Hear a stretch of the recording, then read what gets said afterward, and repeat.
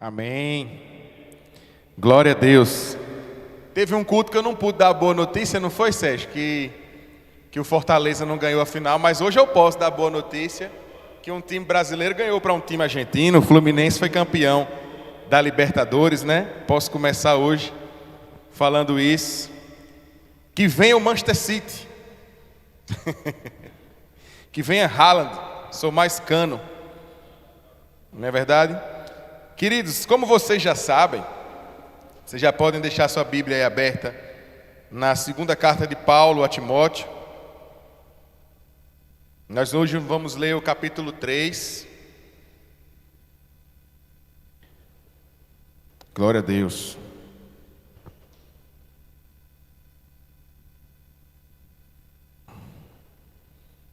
Eu gostaria que, não diferente das outras vezes, mas que hoje pudesse dar uma atenção redobrada, especial à palavra de hoje, da nossa série, né? Nosso terceiro momento da nossa série.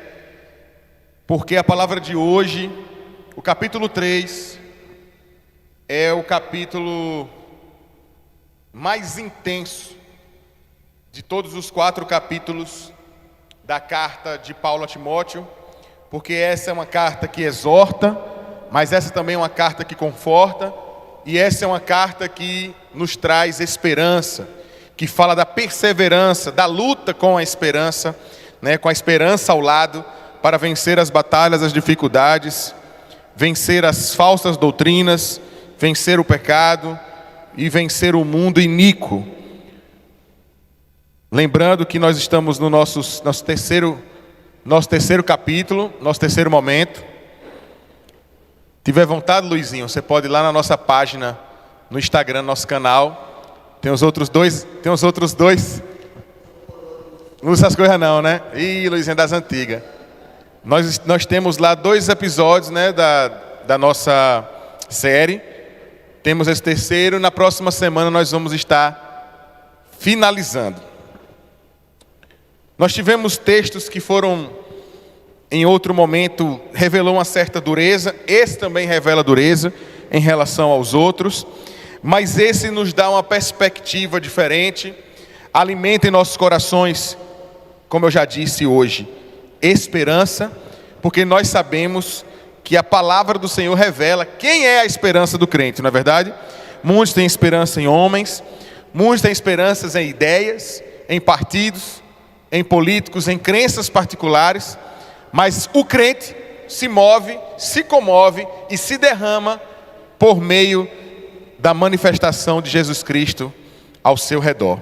Nós cremos que o sangue do Senhor Jesus, que desceu no madeiro há 2000 anos atrás, ele ainda é fresco, ele ainda tem influência, tem poder e permanece em nosso meio. E nós estamos na noite de hoje mergulhados nessa graça que o Senhor manifestou naquele momento e que permeia e avança pelos séculos e os séculos, pelos milênios, e chega ao nosso dia hoje com o mesmo frescor e poder de 2000 anos atrás. Amém? Convido você a abrir a sua Bíblia, 2 Timóteo, capítulo 3. Nós vamos ler, como nas outras vezes, todo o capítulo. E a gente finaliza o livro inteiro na próxima semana. Prestem atenção, abram seu coração, que o Senhor vai continuar falando com a igreja nesse momento. Preste atenção na palavra de Deus agora. 2 Timóteo, capítulo 3, versículo 1 diz: Sabe, entretanto disto, nos últimos dias sobrevirão tempos terríveis.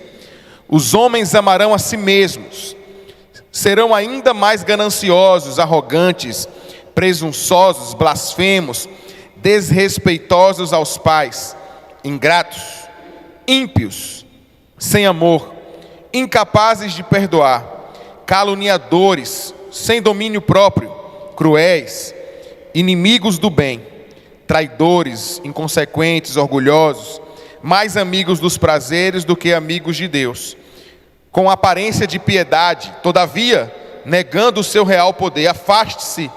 Afasta-te, portanto, desses também, porque são pessoas assim que se intrometem pelas casas e conquistam mulheres insensatas, sobrecarregadas de pecados, as quais se deixam levar por toda espécie de desejos.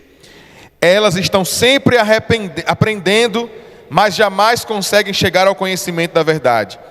E a semelhança de Janes e Jambres, que se colocaram contra Moisés, esses também se opõem à verdade. São homens que tiveram suas mentes corrompidas, são reprovados na fé.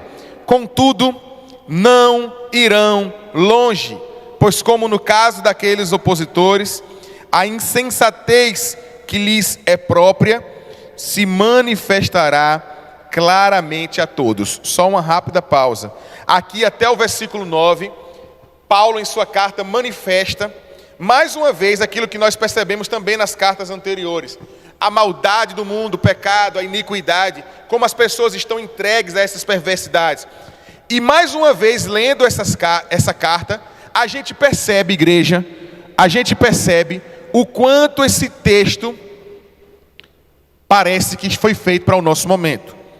O quanto a gente percebe que a carta de Paulo a Timóteo, ela manifesta contemporaneidade, ou seja, ela é sobre os nossos dias. Aquilo que é contemporâneo é aquilo que é do nosso tempo. Então aqui a gente entende e compreende que Paulo está falando de uma série de pessoas e de perfis de gente que existe hoje.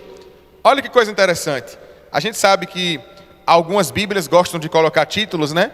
Esses títulos são didáticos, viu, pessoal? Como mais uma vez eu repito isso, não significa que Paulo colocou um título quando escrevia.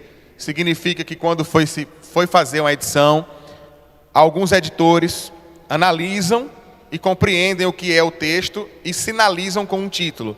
O título que nós temos aqui na King James é A Humanidade nos Últimos Dias. Quando Paulo está falando para Timóteo da humanidade nos últimos dias, ele não está falando simplesmente daquele tempo.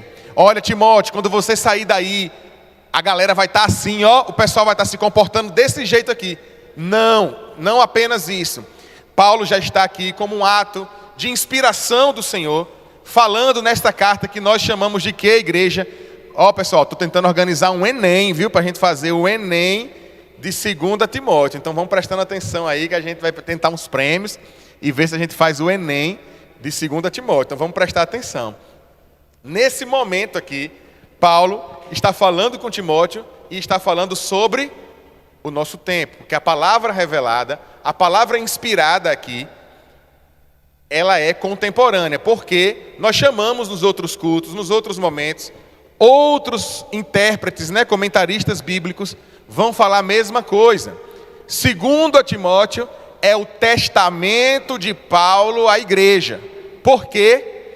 Porque essa é a última carta, é o último texto, é o último escrito de Paulo que nós temos registro.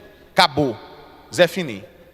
Então nós temos Paulo manifestando as suas últimas reflexões sobre aquilo que ele compreende da relação com Deus, da relação com o mundo, da relação com a igreja, da nossa relação uns com os outros. A última manifestação, o último suspiro de Paulo foi isso aqui. Então a gente tem que olhar isso aqui com muito carinho. Agora preste atenção, principalmente os mais jovens. Viu, galerinha aí, ó? Preste atenção agora. Porque a partir do versículo 10, o Senhor vai estar direcionando uma palavra bem específica. Do 1 ao 9, nós falamos o quê? Nós falamos da maldade do mundo, que os homens são assim mesmo, são perversos, são difíceis, são duros, né? Que o pecado tomou conta do mundo mesmo, é verdade. O mundo é isso aí. Não é isso que disse até o 9? Beleza. Mas o que é que a partir do 10 nos é revelado? Vamos lá. Tu, porém, tens seguido atentamente minha teologia, procedimento, propósito, fé, paciência, amor, perseverança, observado minhas perseguições e aflições que sofri em Antioquia, Icônico e Listra. Quantas perseguições suportei, contudo, de todas o Senhor me livrou. De fato, todas as pessoas que me almejam viver piedosamente em Cristo Jesus serão perseguidas. Todavia, os perversos e impostores andarão de mal a pior, enganando e sendo enganados. Tu, no entanto, permanece no ensino que recebeste e sobre o qual tens plena convicção, sabendo perfeitamente de quem o tem aprendido. Porque desde a infância sabes as sagradas letras, que têm o poder de fazer-te sábio para a salvação, por intermédio da fé em Cristo Jesus. Toda a Escritura é inspirada por Deus e proveitosa para ministrar a verdade, para repreender o mal, para corrigir os erros e para ensinar a maneira certa de viver, a fim de que todo homem de Deus tenha capacidade e pleno preparo para realizar todas as boas ações. Amém? Em resumo, antes da gente abrir mais, esse segundo momento, que tem título Paulo exorta seu filho espiritual, nós temos Paulo fazendo esse alerta, lembrando algo que muitos de vocês, inclusive, se caracterizam e têm semelhanças com a situação de Timóteo. Sabe por quê? Criados na igreja, ouvindo o evangelho desde cedo, tendo as instruções necessárias. Nem todo mundo teve esse privilégio. Nem todo mundo teve esse privilégio. Yara, Sérgio, por exemplo, já me contaram como foi que chegaram dentro do evangelho, né? Como foi um negócio que foi acontecendo, né? É verdade. Não tiveram esse privilégio. Mas Ebenezer, até aqui o Senhor tem ajudado e a misericórdia dele alcançou. Mas tenho certeza que se pudessem escolher, tinham escolhido ter conhecido Jesus bem antes, para poder ter tido uma vida muito mais proveitosa caminhando com Ele. Nem todo mundo tem esse privilégio. E mais forte do que isso, a palavra aqui, nesse segundo momento do capítulo 3, também vai fazer algo muito importante para a gente. Vai falar da suficiência das Escrituras. E que a nossa perseverança, que a nossa entrega, e que nós vamos conquistar, aprender e viver bem, apenas ouvindo a palavra. Sabe o que isso aqui está dizendo? Que você não precisa, para viver bem, aqui no texto vai falar no final, né? Porquanto desde a infância sabe as sagradas letras, que tem o poder de fazer-te sábio para a salvação, por intermédio da fé em Cristo Jesus. Toda a Escritura é inspirada por Deus e proveitosa para ministrar a verdade, para repreender o mal, para corrigir os erros, para ensinar a maneira certa de viver. Aqui a gente tem na palavra essa revelação plena. Quer viver da maneira correta? Está aqui, na palavra. Quer viver da maneira certa, o jeito certo? Está aqui, na palavra. E às vezes a gente procura outras formas certas de viver a vida. A gente procura em outras expressões que as pessoas têm por aí. E hoje a gente descobre várias. Eu já contei aqui, eu não sei se foi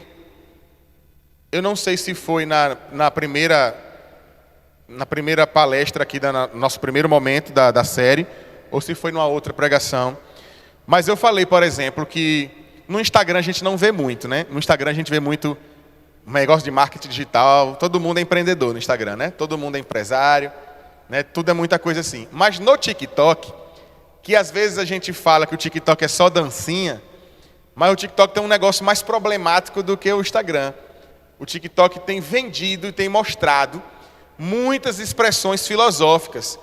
Pessoas que são de diversas crenças religiosas, de diversas seitas, diversas coisas. O TikTok tem mostrado muito isso, e principalmente para os mais jovens.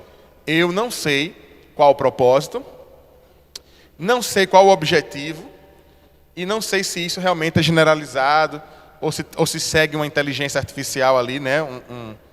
um algoritmo, não sei. Mas o que eu sei é que muitos jovens, principalmente crentes, têm recebido a influência, a oferta ali, de diversas outras verdades. E eu contei aqui uma experiência de uma menina, ou foi no Se Joga? Acho que foi no Se Joga que eu contei isso, né? De uma menina que, próxima da gente aqui, próxima do nosso ministério, não daqui, mas próxima, que por conta do TikTok, se compreendeu agora como alguém que deveria ir para a Umbanda. Porque no TikTok tem muitas pessoas falando disso, é verdade. Tem muita gente falando da Umbanda, muita gente que fala da Umbanda, muita gente. E assim, às vezes vai, de fato, ofertar um lado. Todo mundo vai falar do seu lado mais positivo, da coisa mais humana, da coisa, né, mais possível, porque a nossa cultura tem uma tendência a rejeitar religiões que têm esse perfil. Então se constrói uma narrativa. Partindo do princípio da lógica deles, eles estão errados? Não. Da lógica deles, eles têm que ofertar aquilo dentro do que possa ser, de fato, mais agradável. Até porque a gente faz a mesma coisa. A gente faz a mesma coisa. A gente também, quando vai evangelizar, quando vai falar, a gente também tenta mostrar sempre, da nossa convivência na igreja, a gente não vai falar dos problemas, né, de algumas contendinhas, de umas coisinhas que existem, a gente não vai ofertar isso. E até sabe o que não. Né? Você que é crente, você que já fez sua decisão, viu, galerinha? Vocês que já fizeram sua decisão, que são crentes, preste bastante atenção, tome bastante cuidado com o que a gente fala com os coleguinhas que não são convertidos, que não são crentes, que ainda não conhecem a Jesus. Às vezes a gente fica falando das coisas que acontecem na igreja, do irmão que não fala com o irmão, do não sei o quê, de uma raiva que você teve, que alguém lhe fez essa raiva. Aí você conta para uma pessoa que nem é crente. Você sabe o que você vai estar fazendo com ela? Você está evangelizando ela? Não. Você está fazendo uma coisa que a palavra vai dizer, que você está servindo de pedra de tropeço. Ou seja, você está virando um impedimento para que ela um dia possa ter um encontro verdadeiro com Jesus. Eu vou lá fazer parte de um movimento desse, essa menina está sofrendo, se angustiando, triste, sofrendo porque faz parte da igreja. Eu vou fazer parte da igreja? Não vai. Então a gente tem que ter o quê? Sabedoria. O tempo inteiro sabedoria. E é possível ter sabedoria em qualquer idade. Eu lembro a vocês que muitos teólogos compreendem que os apóstolos de Jesus tinham 15 anos. Naquele momento em que foram convocados. Os únicos que tinham uma idade já superior a 20 anos eram Jesus e Pedro. É o que se pressupõe, que Pedro era mais velho e mesmo assim estava na casa dos 20, no início. Depois, né, obviamente, está mais maduro. Mas naquele momento ali é isso. Então, Jesus já chamava adolescentes para caminhar com ele, para fazer deles apóstolos. Jesus já fazia isso. Porque o olhar que Jesus dá para nós, o olhar que Jesus dá para a igreja, o olhar que Jesus dá para as pessoas, não é o olhar que nós, que o mundo, que os homens dão uns para os outros. A gente tira o crédito das pessoas. A gente não acredita uns nos outros. Nós não acreditamos. A gente às vezes vai com desconfiança. A gente vai sempre com o pé atrás na nossa relação uns com os outros. Mas Jesus nos olha de uma maneira diferente. Jesus vai olhar para David e vai olhar e ver em David coisas que nem David se vê. Ele vê o potencial. É possível que David nunca alcance isso. Nunca chegue no seu limite.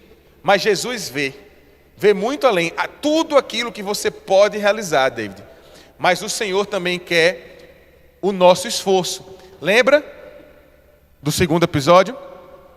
Que a gente corre como um atleta, luta como um soldado. Ou seja, há um esforço nosso também.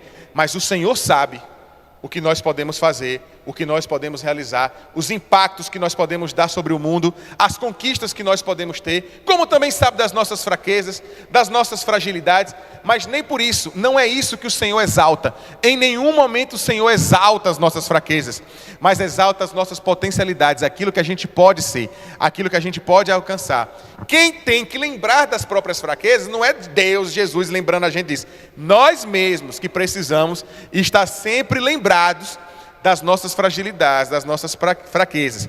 Os heróis da fé sempre diziam, eles gostavam de repetir, muitos deles, né? Não todos, mas muitos deles sempre lembravam que eles eram o pior dos pecadores, mas sempre tinha que ter a condição de que eles eram o pior entre os homens, porque o Senhor realmente, a glória dele era exaltado nessa percepção que nós temos, que não somos nada. E é assim que ele opera em nossos corações. Porque nós conhecemos e sabemos, temos a total certeza de que a gente não vale nada. Você pode até falar isso para o seu irmão. Meu querido, você não vale nada. Pode dizer isso para ele. Você não vale nada. Pode falar. Exatamente, não vale nada. Mas tem gente que chega e enche a boca, né? Aproveita a oportunidade para dizer, você não vale nada. Né? Mas você diz, diga para o irmão do seu lado, você é abençoado. Não falava com a mesma graça e energia de dizer, você não vale nada, né? Mas de fato... Mas quem nos justifica, quem nos dignifica é o sangue de Jesus. Olha, Ele não nos tornou justos, Ele nos justificou. Até porque a Bíblia vai dizer que não há um justo, um sequer. Nós não somos justos, somos justificados. Ou seja, há uma qualidade de Deus que nos é emprestada para nos dar, nos colocar dentro de uma glória que não é nossa. Dentro de um reino que não é nosso, mas que nos convidou e nos levou para perto para que a gente possa fazer morada e viver junto com Ele.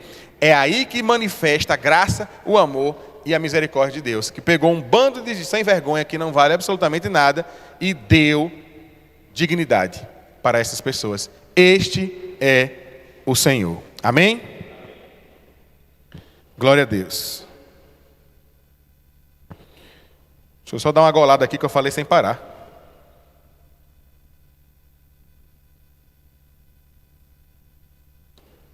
Hoje está bem quente. Eu peço que a igreja não se distraia. Nós tivemos muitos rivais hoje, né? Só um momento.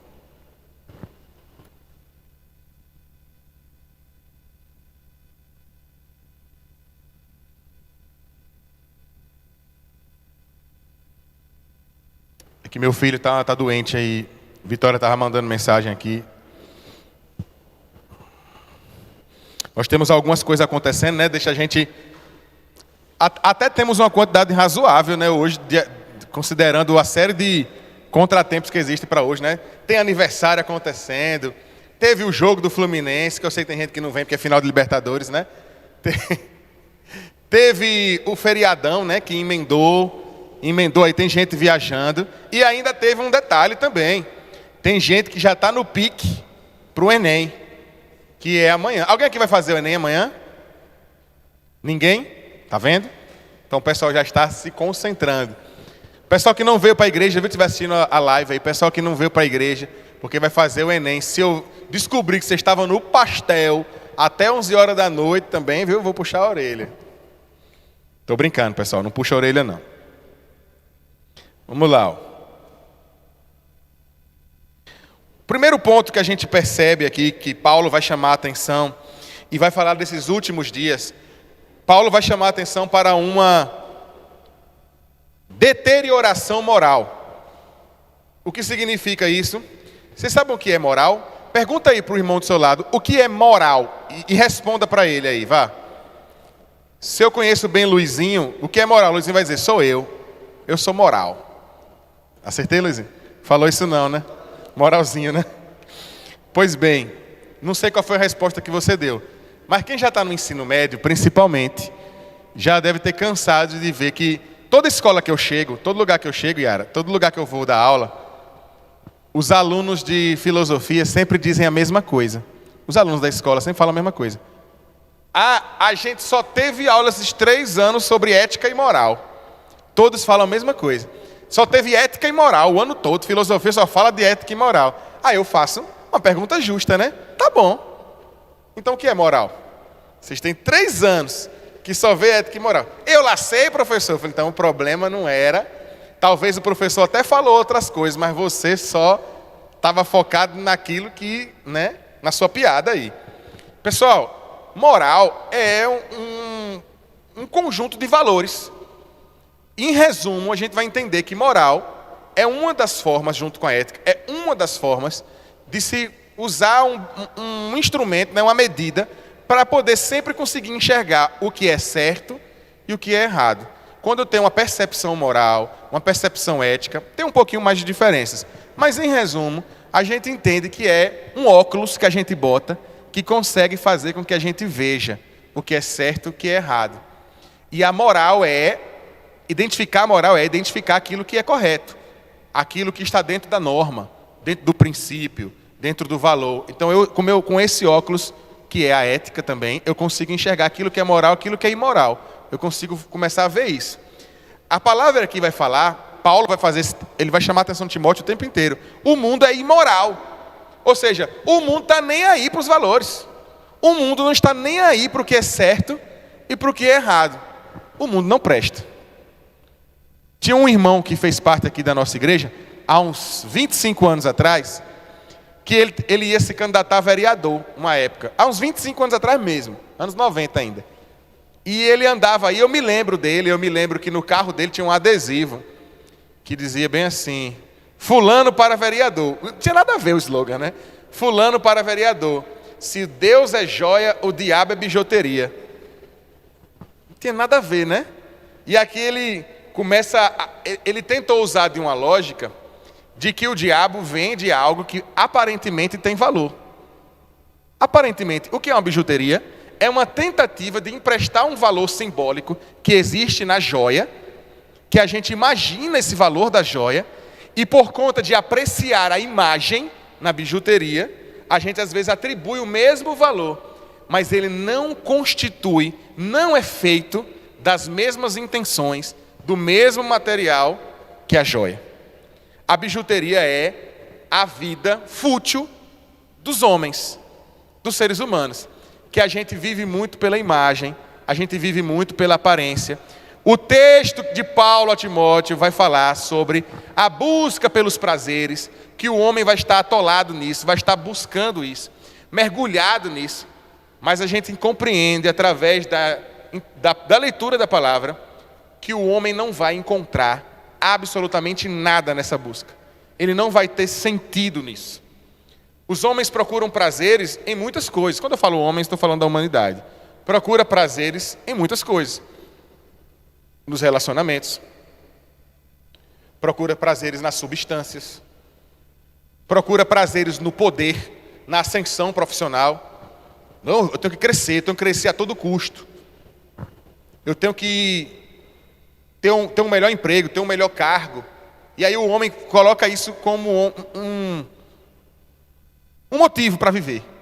Querido, quem vive Jesus de verdade, quem decidiu viver Jesus de verdade e foi tocado pelo amor de Jesus de maneira verdadeira, vai começar a se afastar disso. Presta atenção, não significa que não sinta a vontade de fazer algo, que não sinta o desejo de algo, que não sinta as vaidades e o orgulho ainda batendo no coração, mas que Cristo se torna muito maior do que essas coisas. Lembra que eu falei lá nas outras palavras? Que existe o medo no coração dos homens, mas que às vezes a gente faz as coisas mesmo com medo, porque o propósito é maior do que o medo. A gente compreende isso aqui acontecendo na palavra o tempo inteiro. Timóteo, Paulo vai dar essas advertências. Você pode até sentir as restrições. Timóteo tinha uma dor no estômago que não curava. Timóteo era tímido.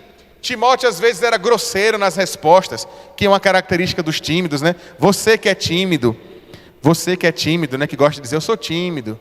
Presta atenção nas suas formas de ser. Às vezes, por ser tímido, você costuma dar sempre respostas duras.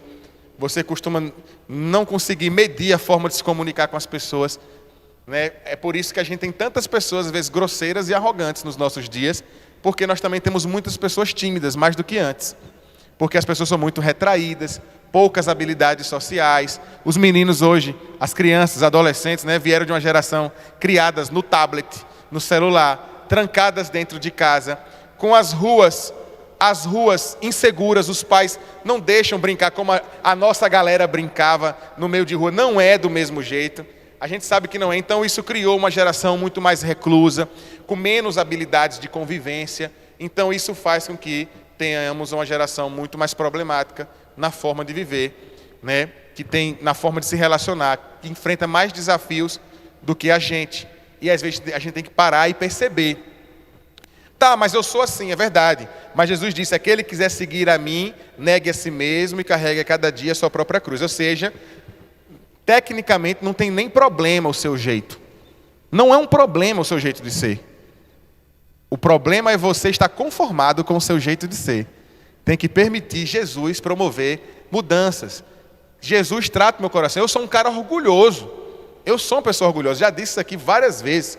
Porque eu disse que a marca do meu ministério pastoral é a transparência e a exposição das minhas vulnerabilidades, das minhas fraquezas e fragilidades, para que todos possam testemunhar a glória de Deus e o mover dele na minha vida e como ele se move em mim. Eu sou tímido, então eu também dou respostas ríspidas muitas vezes. Eu sou um cara, mas meu maior problema não é esse, meu maior problema é que eu sou um cara orgulhoso.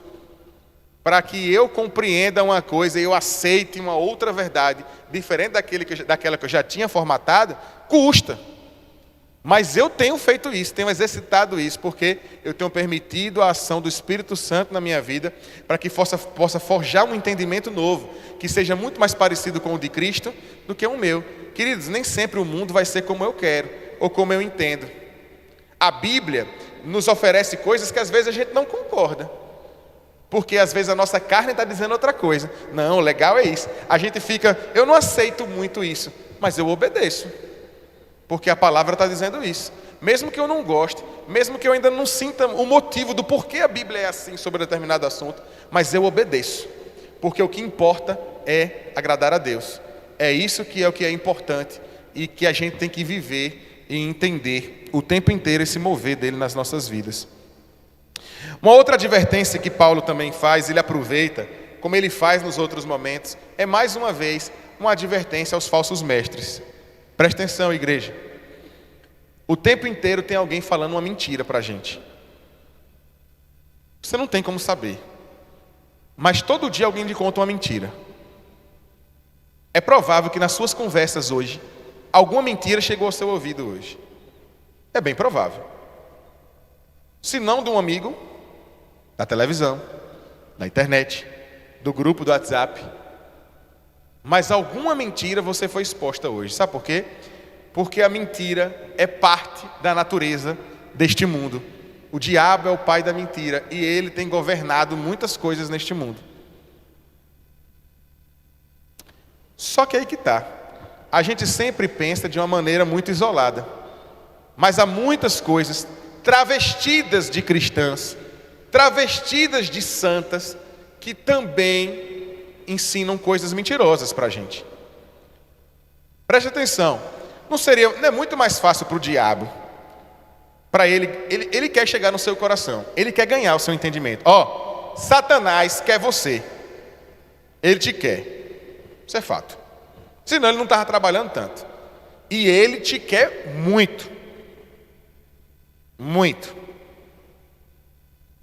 Se ele, sabendo disso, ele vai se apresentar para vocês do jeito que a gente vê a televisão dizendo como é o diabo, chifrudo, parecendo um monstro, gigante, aquela coisa absurda, com um espeto na mão para lhe machucar. Não. O diabo não vai fazer isso, porque ele sabe que você vai rejeitar se você enxergar ele da maneira que é ríspida, que é dura, que aparentemente parece que vai lhe atacar, que é violenta. Sabe como é que o diabo tem se apresentado? O diabo tem se apresentado como boas propostas. O diabo tem se apresentado como corpos bonitos. O diabo tem se apresentado como uma filosofia nova de saúde. Porque às vezes eu tenho percebido muito, há uma doutrina nova no mundo, né? Que é a doutrina do adorar ao próprio corpo. Tem gente que não sabe como gerenciar a sua luta, o seu esforço para poder ter uma vida saudável, e às vezes perde a mão e começa a colocar a coisa mais importante, essa idolatria com o próprio corpo. Isso é uma coisa pouco problematizada dentro das igrejas, eu tenho percebido, mas tem se tornado cada vez maior. As pessoas não falam, usam suas redes sociais, não falam de Jesus, não mostram a sua rotina cristã, não falam da sua igreja, não falam da sua comunidade, mas mostram a sua bunda nos agachamentos todos os dias nos Instagrams. Mostra o desenvolvimento dos seus bíceps e quantos gominhos tem no abdômen. Mostra a beleza de toda a vida secular que tem, mas não tem coragem de expor a sua vida com Deus. Porque Paulo dizia a Timóteo: seja corajoso. A gente falou isso no primeiro encontro, que ele precisa ter coragem, tomar postura. Deus é contigo. Qual é a palavra-chave da mensagem de hoje, igreja? Perseverança. O que é perseverança? Perseverança é caminhar com esperança, é seguir com esperança. Eu vou caminhar, eu vou vencer, vai ter dias difíceis, mas eu me movo em esperança, então continuarei caminhando. Não tenha vergonha de expor a sua vida espiritual com Deus. Se você não tem, então construa uma. Mas não tenha vergonha de falar de Jesus para as pessoas que andam com você. Não tenha vergonha de falar de como o Senhor, de contar um testemunho. Eu só tenho um, conte ele todos os dias, então. Eu só me lembro uma vez de uma experiência com Deus. Então conte dessa experiência com Deus todos os dias. Fale de Jesus na sua faculdade. Fale de Jesus no seu trabalho. Fale de Jesus todos os dias. O tempo passa, vai avançando. Quanto mais passa, as pessoas mais têm medo de falar de Jesus. Porque tem medo de parecer fanático. Quais são as palavras que usam lá fora? Fanática, fundamentalista. Tem medo de parecer um bocado de coisa. Hoje em dia tem gente que tem medo de falar de Jesus até para não parecer bolsonarista. Tem gente que até esse medo tem, porque foi vinculado uma coisa a outra. As pessoas têm resistências, têm medo com o que os outros vão achar. Querido, você serve a Jesus Cristo, e somente a Jesus Cristo. E se Jesus Cristo teve um impacto real na sua vida, mudou o seu caráter, mudou o seu coração, mudou a sua história, muda as suas perspectivas todos os dias. Se você acredita que Jesus promove transformação real, não só para você, mas para qualquer pessoa que está em volta, que está lá fora. Se você acredita realmente que Jesus tem poder, não só para curar doentes, mas para ressuscitar mortos, por que você não oferta esse Jesus todos os dias? Que medo é esse que ainda tem travado o seu coração e a sua consciência? Quem de fato é Jesus no seu entendimento, na sua vida? De onde vem essa resistência? Ah, não tenho resistência nenhuma. Reveja a sua rotina. Como você tem falado e você se porta nos lugares em que você anda. Eu já fui adolescente, eu já fui aluno de ensino fundamental, eu já fui aluno de ensino médio, eu já falei isso aqui algumas vezes. Eu sentia esse bloqueio quando eu estava na escola, porque eu tinha medo do que as pessoas iam achar de mim, de eu parecer um careta. Eu muitas vezes tive esse receio, muitas vezes. E é por isso que eu repito, esse texto do capítulo 3 de Timóteo fala justamente sobre isso, de ouvir os mais sábios, de ouvir outras pessoas. Por ter passado por essa experiência, hoje eu digo, eu me arrependo muito de não ter falado tanto quanto eu deveria de Jesus para os meus colegas, de eu não ter mostrado para eles uma vida santa, e por muitas vezes eu ter procurado parecer muito mais com eles do que com Jesus. Eu sinto o peso que isso foi, porque hoje eu tenho uma outra cabeça, e que muitos aqui talvez ainda não tenham, que os mais jovens não tenham, mas ainda vão ter. E isso que eu estou falando aqui me machucava naquela época, quando um adulto vinha pagar de adulto para cima de mim. Ah, você não percebe agora, mas um dia você vai perceber. Eu detestava quando alguém falava isso. E hoje eu entendo que essa é a mais pura verdade, e que quando a gente caminha com o Espírito Santo, gente, nos dá habilidades. Presta atenção, qual é a função do Espírito Santo? Nos dá habilidades que não são naturais a nós. A função do Espírito Santo é fazer a gente ouvir pessoas que vão trazer uma palavra do bem, sendo que naturalmente a gente nem ia gostar de ouvi-las, mas a gente começa a sentir prazer por ouvir. O Espírito Santo nos faz caminhar em lugares certos, mesmo quando a gente está inserido numa cultura ou compõe uma idade, que o mais comum é andar com a galera para aquele lado, mas o Espírito Santo nos alerta para andar por ali. Essa é a diferença. O Espírito Santo nos conduz para a cultura do reino e não para a cultura da nossa geração, para as tribos diversas que nós temos nos nossos dias. O Espírito Santo nos leva para um caminho de paz. Se você está indo para um lugar, está fazendo coisas, mesmo dentro da igreja, que toda hora é conflito, o seu coração está vivendo conflito, você está chateado com alguma coisa que aconteceu, você sente que você não é honrado, você sente que você não é respeitado, você sente que você não sei o que e tal. Se esse é um sentimento que é recorrente, de acordo com os lugares que você anda, as pessoas que você ouve e tal, você está fazendo a coisa errada.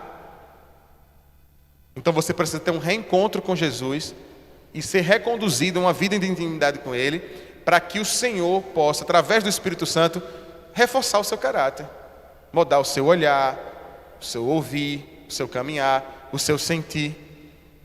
Jesus quer promover mudanças reais na sua vida. Jesus quer promover mudanças reais nas nossas vidas. Mas a gente tem que estar apto a entender isso.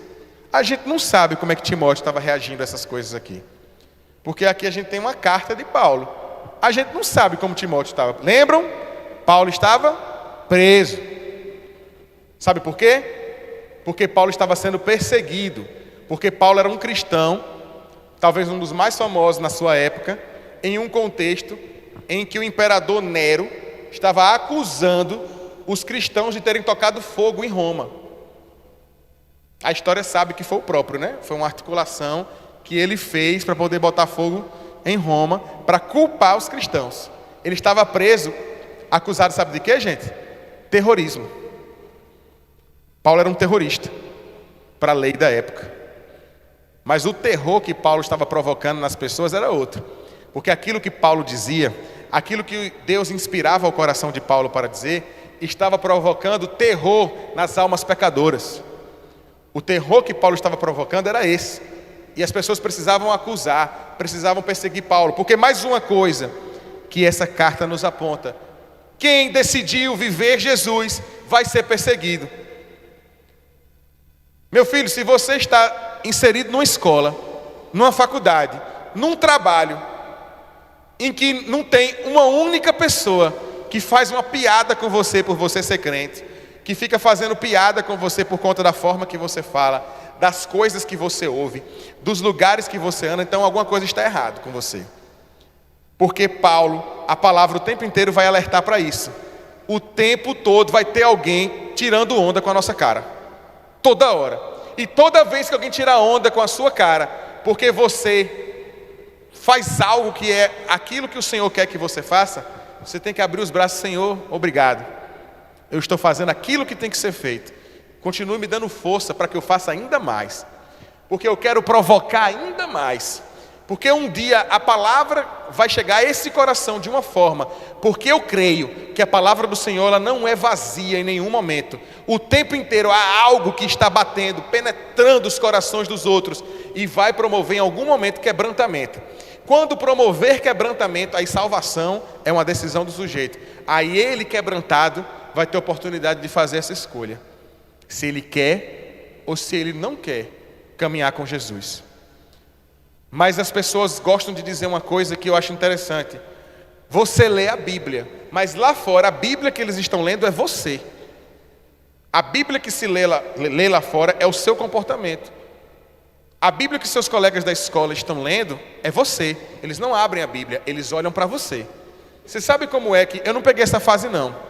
Mas talvez Luizinho, Binho, Yara, Sérgio tenham pegado essa fase aí. Robson. Como é que chamavam os crentes antigamente? Os Bíblia. Não era verdade? Não tem muito disso. Lá vai os Bíblia. Olha o Bíblia lá. Fulano é Bíblia. De fato. Eu acho que essa é uma das expressões até mais interessantes que tinha. Porque falar que alguém é crente, não está dizendo nada, né? Você está dizendo que alguém crê. E a gente gosta de dizer que até o diabo é crente. Talvez mais do que muitos aqui, ou até todos. Porque se tem um sujeito que tem plena convicção de quem é Deus e do que Deus pode fazer, é o diabo. Esse daí não tem dúvida. E ele não tem dúvida de para onde ele vai e qual é o destino dele. Então ele é crente, porque ele crê no que vai acontecer. Ele sabe. Mas Bíblia pressupõe que você reflete um objeto, que naquele objeto contém, não. Aquele objeto manifesta a total e verdadeira palavra de Deus. Essa é a vida que a gente precisa ter. Você sabe qual é a diferença de andar com Jesus do que qualquer outra coisa? É que eu poderia até dizer, essa é a vida que eu quero ter. Mas às vezes essa é a vida que eu não quero ter. Mas essa é a vida que eu tenho que ter. É por isso que a gente canta aqui: Senhor, eu pertenço a Ti, Teu sangue me comprou, me amarra com as cordas de amor. É isso mesmo. Porque mesmo que não seja a minha vontade, mesmo que a minha carne e minha alma está dizendo algo ao contrário, eu quero, Senhor, viver contigo. Eu quero, Senhor, caminhar contigo. Então, mesmo que não seja a minha vontade, mas eu entendo que eu preciso, então me amarra se for necessário e me leva arrastado. Me prenda, mas que eu esteja aqui para viver a sua vontade. Às vezes a gente não tem dimensão de quem é Jesus, ele não tem essa dimensão. Mas Jesus, ele realmente é alguém que não só existiu, mas existe. E a sua existência paira aqui nessa noite e promove todos os dias libertação. Jesus está promovendo cura, está promovendo tudo isso, mas promove também salvação. O Senhor quer salvar almas. Ele quer mudar pessoas. Ele quer mudar histórias. Ele quer nos levar para um lugar novo. Um lugar eterno. Porque este é o Senhor. Por fim é isso. O Senhor, através da palavra de hoje, Ele nos exorta, mas Ele também nos oferta, nos oferece perseverança. Nós poderíamos ter em qualquer outra possibilidade, em qualquer outra forma, se a gente estivesse aqui crendo por crer, queridos, nós não estaríamos aqui hoje. Porque se a gente estivesse tentando olhar as coisas de uma forma pura e simples, como homens olhando para um outro homem, não teria nenhum motivo de estar aqui hoje. Mas a gente precisa amadurecer a nossa visão. Não tem aquela história que os coachings gostam de dizer, o mindset, uma estrutura de ideias, né? Que você tem que amadurecer seu mindset para que você tenha uma mente vencedora e tal, não sei o quê. Exatamente. Você tem que ir mudando a sua mentalidade para uma mentalidade de servo. E é um treinamento, é focando a sua mente, para a sua mente pensar como servo, pensar como um filho de Deus, que a sua mente comece a pensar de fato como alguém que ama a Jesus. E aí, um belo momento nessa maturidade que você vai exercitando, e você não exercita pensando por pensar, não. É com devocional, é com oração, é com jejum, é com busca verdadeira, é com a comunidade, exercitando vindo à igreja, porque isso aqui muitos até não gostam, mas isso aqui é parte dos mandamentos de Jesus, daquilo que Jesus nos ordenou viver. Estar em comunidade é o maior desafio da fé cristã. Porque a gente fala de Jesus, de um ser que é eterno, que cura, liberta, que é perfeito, amoroso, bondoso, mas a gente precisa ver essa manifestação olhando para um cara que a gente não está enxergando nada disso. Apontei para Luizinho por apontar, viu, Luizinho? Foi. Que a gente não enxerga nada disso. Mas esse é o exercício que nós precisamos ter. Porque às vezes a gente fala muito do outro. Eu não vejo Jesus no outro, mas talvez também não estejam vendo Jesus em você. Talvez isso também esteja acontecendo. A gente fala muito do problema do outro, mas a gente tem muita dificuldade de enxergar os nossos. E é por isso que a gente está aqui, para que o Senhor opere mudanças reais e verdadeiras no nosso entendimento. Amém?